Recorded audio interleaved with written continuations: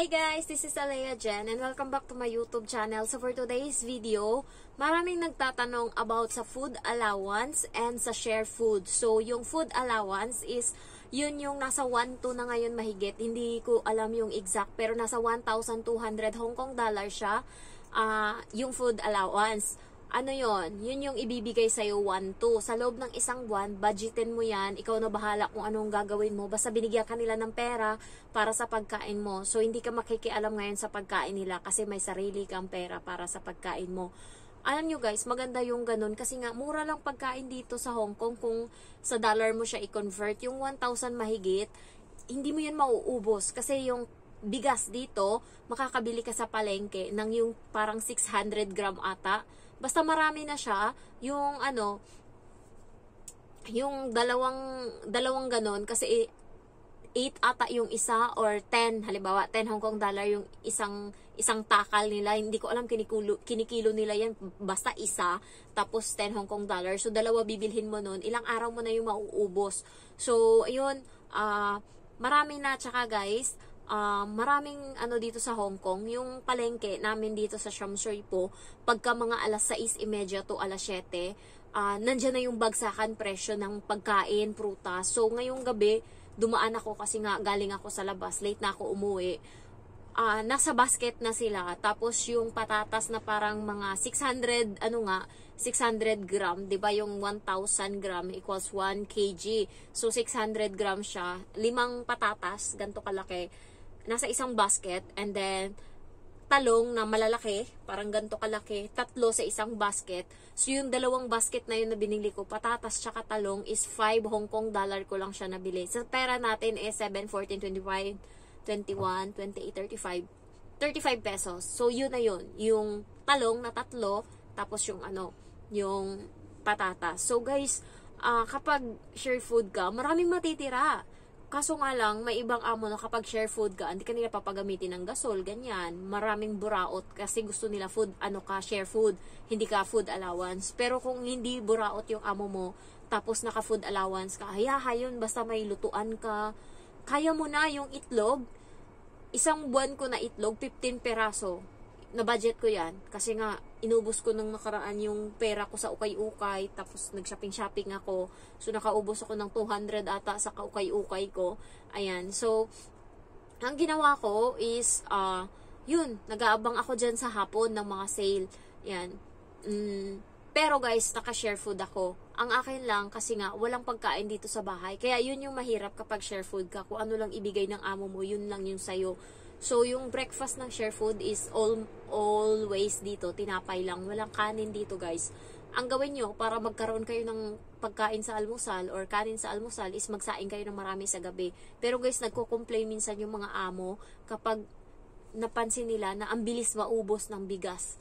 Nagko-complain sila. Kasi nga kami dito sa bahay, alam niyo yung 5 kg na bigas, sa sobrang buraot nila dati, at natatakot ako magsaing. Yung 5 kg na bigas, inabot kami niya ng 1 month. Promise, mamatay ako. 1 month namin niya nakain. Grabe, kaburaot yung amo ko dati. Tapos, buti nga ngayon, wala na akong pakialam, basta order ako bigas.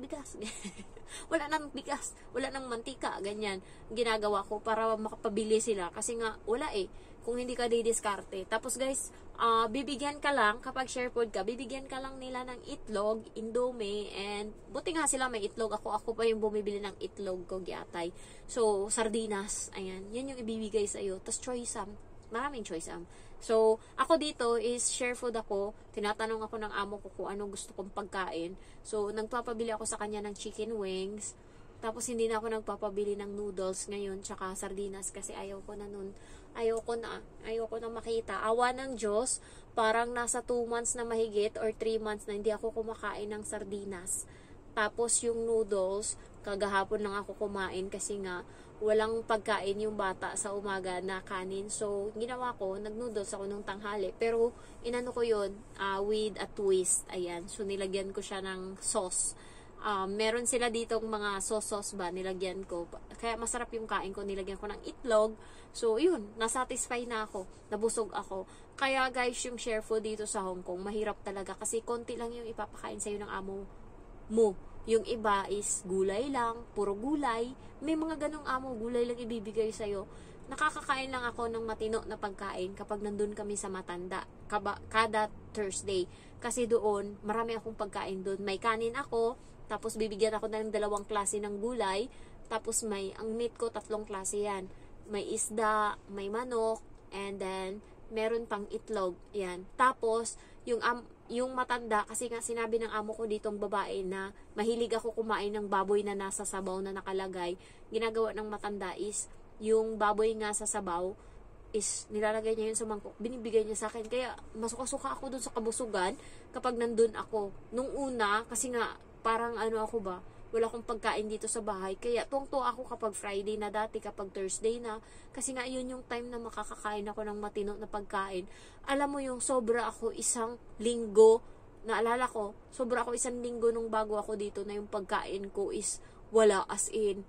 Tapos 2 kutsara lang yung kain ko ng kanin. Kasi nga sabi ng amo ko, ganito lang magsaing, ganyan lang, ganyan. Takot ako dati na dagdagan. So ganyan lang, tapos puro para lang sa kanila yun. Ang konti nang matitira sa akin. So, kaya yun lang yung kinakain ko. Tapos wala akong pagkain.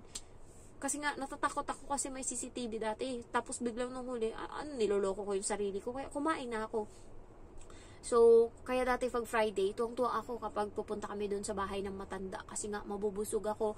Kaya, nilook forward ko talaga yan. Yun yung parang time na mangiyak-ngiyak ako nung binigyan ako ng chicken wings, 3, tas kanin, tapos may karne, tapos may gulay. Ay, sabi ko, ito yung totoong pagkain. Sabi ko, ganun talaga. Kasi 1 linggo na akong pinagdamutan sa pagkain. Kasi, ay, grabe talaga. Walang pagkain matino dito sa bahay. Tapos, nung time na yun is para lang sa kanila. Sabi ko talaga, ay, thank you. Nakakakain ako ng matino. Yung mangyak-ngyak ako nung time na yun. Kaya, nung talaga, nakakain ako. Ay, kaya thankful ako kay God kasi naka-adjust na ako ngayon. Kasi nga, ang sabi ko dati kapag bumaba na yung timbang ko noon nung pagdating ko dito is 52 kg ako, mataba. Tas biglang 1 linggo lang mahigit. As in, pinayat ako ng pinayat. Sunod-sunod yung pagkapayat ko. Unang linggo, maramdaman ko na yung liit. Hanggang sa lumiit ako ng lumiit. As in, na umabot ako ng parang mga nasa 86 lbs. Tapos sabi ko, pag bumagsak to ng 80, give up na ako. Uuwi ako, hindi ko i-risk yung health ko dito. Kasi nung time na yun guys, naging sakitin na din ako. Inisinisipo na ako, inuubo, tas wala akong matinong tulog kahit na bumabagsak talaga. Alam niyo yun, nasugatan nga ako sa bibig Yan. Kasi nga, natulog ako, and then, nag-alarm, dinampot ko yung cellphone, tapos walang lakas kasi gusto ko pang matulog, bumagsak sa bibig ko. Ayun, dumugo siya. Kaya nga, sabi ko talaga, grabe yung hirap dito guys, yung antok ka, tas ayan, kulang ka dito sa tulog, kulang ka pa sa kain. Kaya kapag may food allowance kayo, swerte nyo na kapag naka-food allowance kayo. Ang always nagbibigay ng food allowance na mga amo dito sa Hong Kong is mga puti. Ayan. So, mga puti yung nagbibigay niyan. Mga foreigner, yan. Pero yung mga Chekwa, buraot yan, diyan sila nagbibigay. Wala. Share food. Tapos bibigay nila sa'yo yung, hay, grabe yung iba guys. Yung, alam niyo yung buto na lang ng isda, ipapakain sa'yo, ulo na lang ng isda. Tapos, alam mo yung ginagawa pa nila, may nagreklamo nun, wala silang serving spoon, tas tusok ng tusok doon, kain ng kain doon, chopstick yung gamit. Tapos, ang matitira, ibibigay sa'yo, nandun na yung mga laway-laway nila, malala. May mga ganun daw na amo na, kaya ang sabi ng iba, at tiyaga-tiyaga na lang ginagawa nila is niluluto nila uli. Ayan. So ako, pag may napansin ako, limbawa, nung nakaraan, nakarma yung amo ko, nung bago ako nagabaan, so nagluto ako ng pink salmon, so dinifroze ko. Agoy, pagtingin ko ngayon sa pink salmon, meron siyang uod. Bulati guys, as in bulati. Marami. As in, bulati talaga, promise. Tapos pinakita ko sa amo ko, sabi ko, may bulati yung isda. Tapos, di tinanggal ko yung bulati. Tapos, may napansin ako merong maliit doon. Tapos nung binulaklat ko yung isda na pink salmon, marami siyang bulati sa loob. As in, marami. Tapos pinakita ko sa amo ko, masuka-suka yung amo ko. Tapos sabi niya, tapo mo na yan, tapo mo na yan. Sabi niya ganon. Di, may isa pang natira na pink salmon. Ayaw niya na yun kainin. Parang inabot yun ng ilang buwan sa ref. Kasi nga ayaw niya nang kainin guys. Tapos sabi niya nung huli, tapon ko na daw. Kasi nga na siya, na-trauma siya ba? Ayaw niya nang, baka makakita na naman siya ng worm, ng bulati doon. So, ang ginawa ko, tinignan kong maigi, binulaklat ko yung bulate, ay yung pink salmon. Tas nung walang bulate, pinirito ko. Ay, mangiyak-iyak ako. Alam niyo yung last na kumain ako ng pink salmon, Pinas pa guys, 2 years ago, nagluto ako ng sinigang sa miso na pink salmon. Tas nung nakatikim ako dito sa Hong Kong ng pink salmon na niluto ko, na tinapon na yun ng amo ko, hindi niya tinapon sa basura, sabi niya sa akin, tapon mo na yan. Tas binigay niya sa akin. Hindi ko tinapon, pinirito ko, tas wala man siyang wala siyang worm. Chinek ko isa-isa, tas wala siyang worm, kaya nalasog-lasog yung karne ng isda, kasi nga hinimay-himay ko kung meron makitang worm. Tas nung nakakain ako, mangyak-ngyak ako kasi yun yung na-miss ko. Ang dami guys, alam niyo yung nilista ko na yung mga pagkain na kakainin ko sa Pinas pag uwi, ganun ka-miss, kasi dito sa Hong Kong pag sinabi talagang food allowance, hayahay ka. Pero pag sinabing share food, andun lahat ng hirap. Tiisin mo talaga. Alam mo, yung kaibigan ko, bumibili siya ng noodles, ayan, pagkain niya, tapos always siyang bumibili San Marino, ganyan-ganyan. Ganyan ako dati, kahit nga Downy, binibili ko yan sa Central. Kaso ang mahal ng Downy dun guys, kasi nga hindi gumagamit yung Downy yung amo ko dito. So ang mahal, hindi talaga. Kaya nagpunta ako dito sa mga dispensary, yung parang grocery ng mga Chinese, meron doon malaking Downy, hindi Downy yung pangalan niya, Softland. So 13 Hong Kong dollar lang. Ano na yun? 1.5 litro na ata yun. Yun yung ginagamit ko ngayon. Kasi kung bibili pa ako doon sa Central ng Downy nila, mahal. Tas isa lang yun, maliit lang, parang 6 ata. Kaya ngayon guys, bumili ako ng sinasabi ko sa inyo, ito lang yung pinunta ko sa Central, yung Tide na sabon. Kasi nga, naubos na yung ganto ko, and hand wash ako hindi ako gumagamit ng washing kasi bawal. So, hindi bumubula yung sabon nila na binibili. Kaya kailangan ko ng ganto, pang sabon, maliban sa sabon na binababad ko siya sa sabon nila, din ako, gumagamit din ako nito kasi para may bula. Kasi guys, importante sa akin yung kilikili.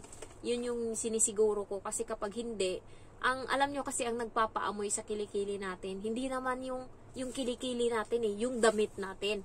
Yung damit natin na nagkaroon ng pawis, and yung pawis na yun, hindi mo na kuskus maigi, hindi mo na tanggal, tas dumikit-dikit na yung mga pawis dyan, ilang pawis na yung dumaan, dun, magiging putok na yun siya kapag sinuot mo. Kasi proven sa akin, na kapag yung damit na sinusuot ko is hindi ko nalaban ng matino, tapos suotin ko lang siya ng suotin, nangangamoy siya, amoy siya, pero pag yung damit na malinis kong ginawa, tapos kahit na magpawis yung kilikili ko, hindi siya nangangamoy.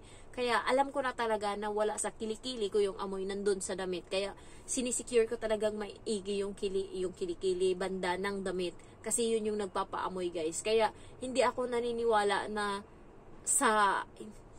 tingin nyo, basta guys, yung kilikili nyo, pag naligo, 3 beses yung kuskusin yan. 3 beses yung kuskusin. Kasi madulas yan So, ang ginagawa ko, kuskusin ko maigi yan, 1. Tapos, banlawan ko, kuskusin ko uli, 2. Pangatlo, yung parang maaano mo na tumutunog na yung kilikili mo, yung balat doon, kasi nga, ibig sabihin, malinis na yun. So, ibig sabihin, hindi ka na nun magkakaamoy. Tapos, lagyan mo lang ng ito yung gamit ko, milk ko. Ayan. Para to sa sa paa, pwede din sa underarm. And yung isa ko na gamit is, Dio Plus.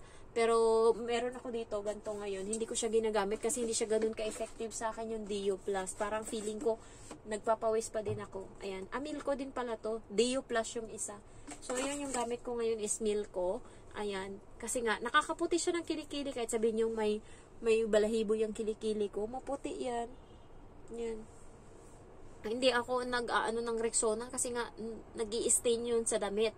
And kapag hindi mo malabhan maigi yun, parang naninigas ba yung Rexona doon sa damit mo. And siya, parang nagiging bato na siya doon. Kaya hindi na ako masyadong gumagamit. Tagal na. Siguro, hindi talaga ako gumagamit kasi parang hindi ako hiyang. Parang nagpapawis yung kilikili ko pag yan yung gamit ko. So, ayun lang guys. Alam niyo, magtiyaga lang talaga tayo. Pasasaan ba't makakapagpahinga din tayo, makaka-forgo din tayo, laban lang. Kasi nga, ang hirap ng buhay sa Pinas, lalo ngayon. Hirap, as in. Kaya kailangan natin magtrabaho dito para yung pamilya natin sa Pinas is hindi magutom. Thank you guys and I love you all. Bye-bye.